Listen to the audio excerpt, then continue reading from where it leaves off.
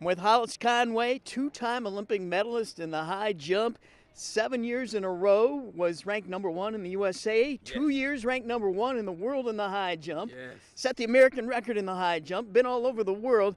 Hollis, what a life and what experiences you have had in your life. You're here today at Pecatonica working with some of the little kids. What are some of the life messages you might want to bring out to them or say about them that could cultivate their love for the sport of track and field? Huh? Well, I think God has been good to me. Track and field is a tough sport. You get out of it what you put in. You know, when you're running and the bear jumps on your back, there's nobody to bail you out. So, my big message is don't give up. Success is on the other side of hard. You have to take one step past the point of pain to discover a whole new world. And my message is that to those kids and really to adults that it's supposed to be hard. Everybody's running away from hard. Everybody's running away from pain. But those are the things that make you really successful. And those people who endure and persevere and push and believe, they tend to achieve a whole lot more than those who give up.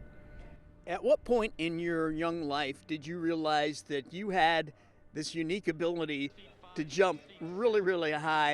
And when did you decide, this is my thing, this is what I want to do? So I grew up in some rough conditions and some poverty and deal with some things, and I wanted to escape. So I looked for everything, every avenue. So I went out for football, got cut. I went out for basketball, got cut. And I went out for track and field. And I tried everything, and the only thing I made the team in was the high jump. And I was just a JV jumper. But then my sophomore year in college, I became one of the best jumpers in the city. I navigated, I hung in there, and then the next year I was one of the best jumpers in the state.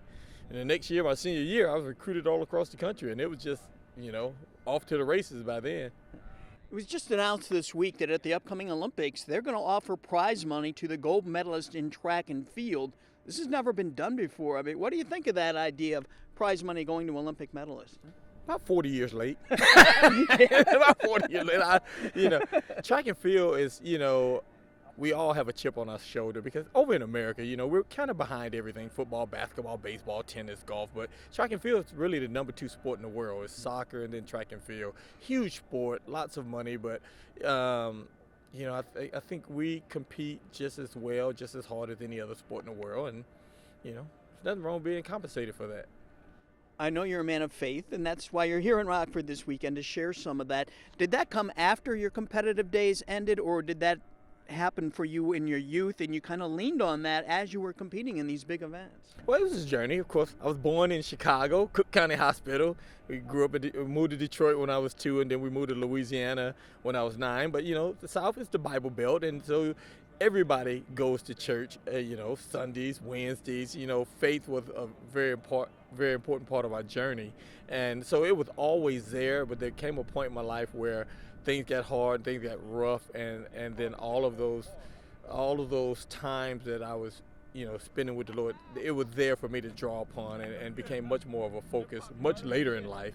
Generally when you have a major injury or a major setback, you start to reassess your life and what's going to happen now. And I just realized God had a plan for me, and everything that I went through was used to maybe help encourage some other people and let them know that you're not identified just by what you do. You're much more than that, and we have a purpose, and we're here to help each other. Just love our neighbors, love God, love our neighbors, and the world will be a much better place. It's a pleasure to meet you. Glad it's wonderful you're here in Pecatonica working with these youngsters. And folks, if you want to meet Hollis and hear him speak, he is going to be at Rockford Christian High School Sunday night for an FCA event that starts at 7 o'clock, and it's free admission. Come on down.